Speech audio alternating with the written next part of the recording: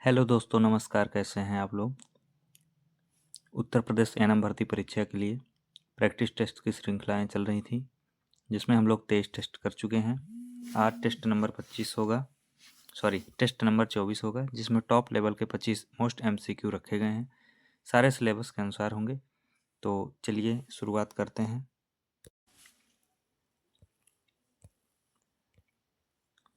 पहला क्वेश्चन कह रहा है, राष्ट्रीय स्वास्थ्य नीति 2002 के लक्ष्यों में शामिल है, बताइए। ए कह रहा है पोलियो को 2005 तक उन्मूलन करना, एचआईवी की 2007 तक वृद्धि 0 स्तर पर लाना, एमएमआर को 2010 तक 100 लाख करना। उपरोक्त सभी जो राष्ट्रीय स्वास्थ्य नीति 2002 आई थी, उसके लक्ष्यों में बताना है कि क्या क्या शामिल थे उस समय। तो ये सारी चीज हो जाएंगी। ठीक, ये भी हो जाएगा, ये भी हो जाएगा, ये भी हो जाएगा। तो क्या हो जाएगा? Option number D is correct. चलिए देखते हैं। देखिए, राष्ट्रीय स्वास्थ्य नीति 2002 के कुछ लक्ष्य निम्नलिखित हैं, जैसे कि साल 2005 तक पोलियो और उन्मूलन करना। ठीक, यहाँ पे एक काट दीजिएगा, टाइपिंग मिस्टेक है। साल 2005 तक पोलियो का उन्मूलन करना। ठीक, आगे साल 2007 तक एचआईवी एड्स में 0 स्तर तक की वृद्धि हासिल करना। अगला है 2010 तक काला आजार को खत्म करना। ठीक, आगे बढ़ते हैं। अगला है साल 2010 तक मलेरिया और क्षय रोग यानी टीबी से होने वाली मौतों में 50% में की कमी लाना। 2010 तक मातृ मृत्यु दर को 100% तक कम करना। साल 2010 तक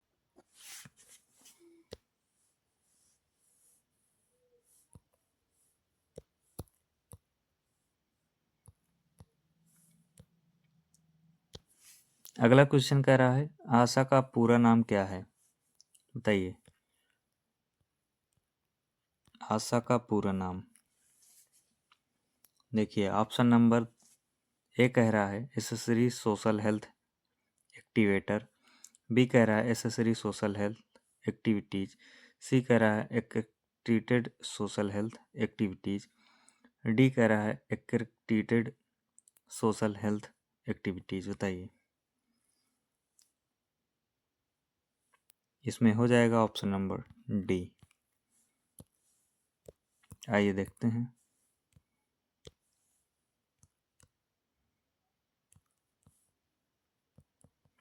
देखिए, आशा का जो फुल फॉर्म है वो है एक्रेडिटेड सोशल हेल्थ एक्टिविटीज। ठीक, हिंदी में से मान्यता प्राप्त सामाजिक स्वास्थ्य कार्यकर्ता कहते हैं।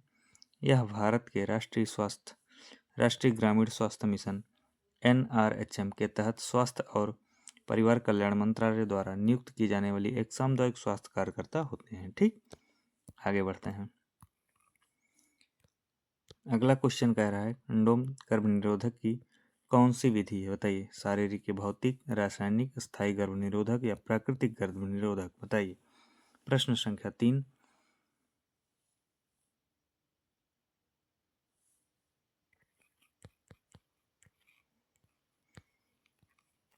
इसमें हो जाएगा शारीरिक, ऑप्शन नंबर ए करेक्ट।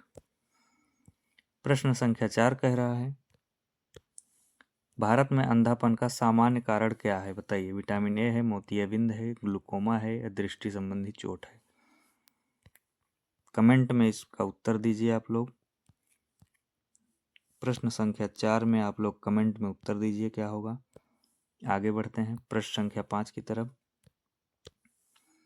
बच्चों में चिकन पॉक्स या चेचक का पहला संकेत क्या है, बताइए। ज्वर है, लाल दाने हैं या कांपना है या बेचैनी है। प्रश्न संख्या 5, बच्चों में जो चिकन पॉक्स या चेचक जो होता है उसका पहला संकेत क्या है, बताइए आप लोग। चारों ऑप्शन पढ़िए और बताइए। प्रश्न संख्या 5, इसमें हो जाएगा लाल दाने। आइए देखते हैं। देखिए, बच्चों में चिकन पॉक्स का पहला संकेत आमतौर पर दाने होते हैं। ठीक, ये दाने लाल या फीके उभरे हुए धब्बों के रूप में दिखाई देते हैं और खुजली करते हैं।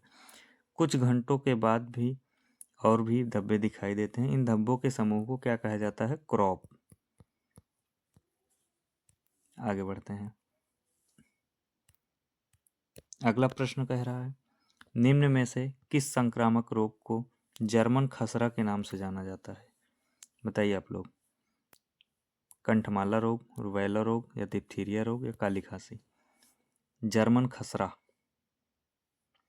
प्रश्न संख्या 6 में हो जाएगा rubella. Option number B is correct. आइए देखते हैं। रुबेला को जर्मन खसरा कहा जाता है। यह एक वायरल संक्रमण है जो आमतौर पर बच्चों में हल्की बीमारी का कारण बनता है। वहीं वयस्कों में यह बीमारी थोड़ी ज़्यादा गंभीर हो सकती है। याद रखिएगा, बहुत ही इंपॉर्टेंट पॉइंट है। ठीक, आगे बढ़ते हैं। प्रश्न संख्या 7 कह रहा है, आंत्र ज्वर या टाइफाइड फीवर का कारकीय जीवाणु कौन सा है? बताइए। चारों ऑप्शन पढ़िए आप लोग, बताइए इसमें क्या सही होगा। ई कोली होगा, या स्टेफिलोकोकस ऑरियस होगा, या सल्मोनेला टाइफी बैक्टीरिया होगा, या माइक्रोबैक्टीरियम होगा? बताइए प्रश्न संख्या 7 में क्या होगा। इसका राइट आंसर होगा ऑप्शन नंबर सी। प्रश्न संख्या 8 कह रहा है, निम्नलिखित में दुनिया भर से किस बीमारी का उन्मूलन किया जा चुका है? बताइए किस बीमारी का उन्मूलन किया जा चुका है? चेचक, छोटी माता, हैजा, या काली खांसी? प्रश्न संख्या 8 में बताइए आप लोग। प्रश्न संख्या 8 में हो जाएगा ऑप्शन नंबर बी। आगे बढ़ते हैं। प्रश्न संख्या 9 कह रहा है, एड्स किसके द्वारा जनित रोग है? बताइए, जीवाणु, विषाणु, कवक, या प्रोटोजोआ? बताइए। प्रश्न संख्या 9 में हो जाएगा ऑप्शन नंबर बी, विषाणु। प्रश्न संख्या 10 कह रहा है, अस्पताल अपशिष्ट प्रबंधन में मानव ऊतक एवं शरीर के विच्छेदित अंगों को किस रंग के बैग में इकट्ठा किया जाता है? बताइए, हरे रंग के, पीले, लाल, नीले? बताइए आप लोग। प्रश्न संख्या 10 में क्या हो जाएगा? प्रश्न संख्या 10 में हो जाएगा ऑप्शन नंबर बी। आगे बढ़ते हैं। प्रश्न संख्या 11 कह रहा है, फाइलेरिया का कारण क्या है? जीवाणु, परजीवी, कवक, या विषाणु? प्रश्न संख्या 11 में बताइए आप लोग क्या सही होगा।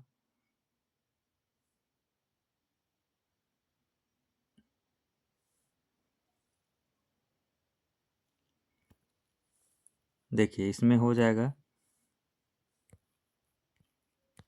परजीवी। Option number B is correct.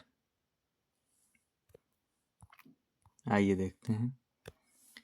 Filaria बीमारी जो है, फाइलेरिया संक्रमण मच्छरों के काटने से फैलती है। ये मच्छर फ्यूलेक्स एवं मैनसोनाइडिस प्रजाति के होते हैं, जिसमें मच्छर एक धागे के समान परजीवी को क्या करता है? छोड़ता है। यह परजीवी हमारे शरीर में प्रवेश कर जाता है।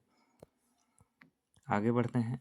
अगला क्वेश्चन कह रहा है, हिप्पोकैम्पस में नेग्री बॉडीज किस रोग की स्थिति में पाए जाते हैं? बताइए, रेबीज, खसरा, जर्मन खसरा, या रोड़ी? बताइए। प्रश्न संख्या 12। प्रश्न संख्या 12।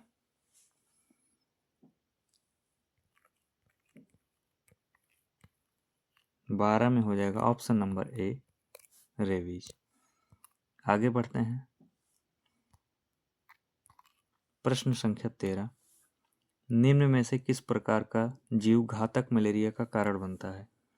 Vivax malaria, falciparum malaria, oval malaria, या इनमें से कोई नहीं? प्रश्न संख्या 13 में आप लोग बताइए क्या सही होगा।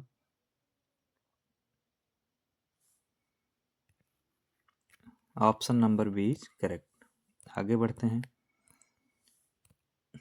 देखिए, फैल्सीफेरम मलेरिया 24 घंटे के भीतर गंभीर बीमारी और मौत का रूप ले सकता है।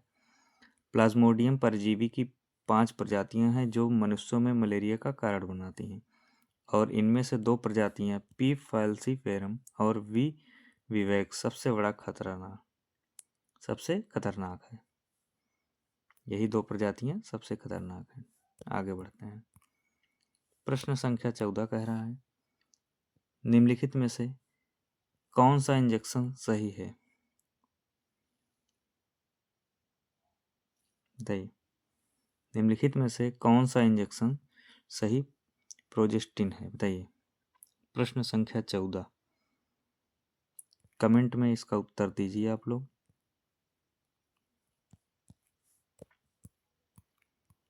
प्रश्न संख्या 15 कह रहा है, राष्ट्रीय कुष्ठ उन्मूलन कार्यक्रम के तहत की गई प्रमुख पहल है? बताइए। चारों ऑप्शन पढ़िए आप लोग, इसमें से बताना है कौन सी प्रमुख पहल है। पहला कह रहा है कुष्ठ प्रभावित व्यक्तियों को ड्रेसिंग सामग्री सहायक औषधि दी जाती है। अगला कह रहा है असंवेदनशील पैरों की सुरक्षा के लिए माइक्रोसेलुलर रबर के जूते प्रदान किए जाते हैं। अगला कह रहा है पुनर्निर्माण सर्जरी कराने वाले व्यक्तियों के लिए 5,000 प्रदान किए जाते हैं। इनमें से सभी बताइए, चारों ऑप्शन में क्या सही होगा? प्रश्न संख्या 15,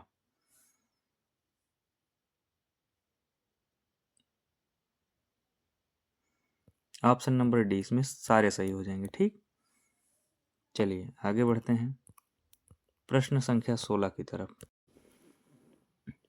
प्रश्न संख्या 16 कह रहा है, वसा के उपयोग के लिए बहुत ही जरूरी है? बताइए। प्रोटीन, कार्बोज, जल, विटामिन। बताइए आप लोग, इसमें क्या सही होगा? प्रश्न संख्या 16।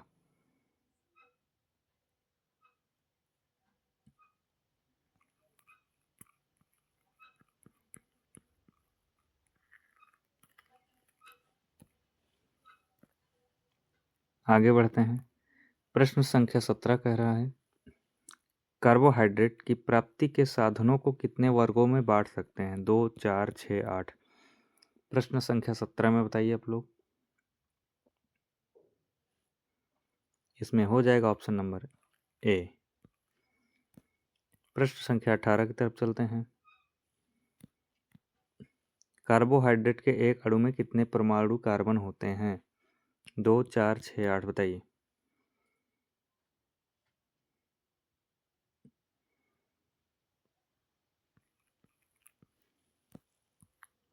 प्रश्न संख्या 18, एक जटिल कार्बोज है सेल्यूलोज, ग्लाइकोजन, पेक्टिन, स्टार्च। बताइए। प्रश्न संख्या 19, जटिल कार्बोज कौन सा है? बताइए।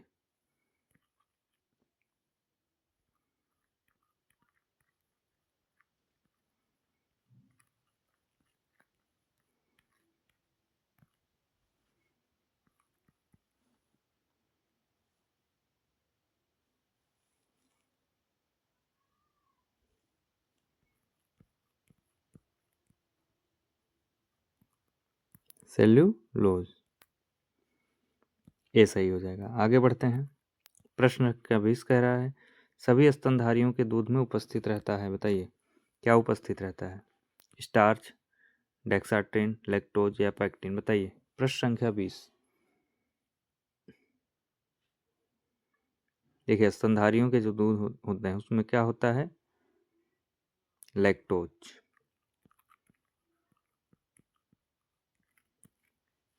Option C correct. आगे बढ़ते हैं। प्रश्न संख्या 21 कह रहा है, पैक्टिन पाया जाता है? बताइए। दूध में, घी में, दाल चावल में या पके हुए फलों में? प्रश्न संख्या 21, पके हुए फलों में। आगे बढ़ते हैं। प्रश्न संख्या 22 कह रहा है, निम्न में कार्बोहाइड्रेट प्राप्ति का प्रमुख साधन नहीं है? दूध, चीनी, गुड़, शहद।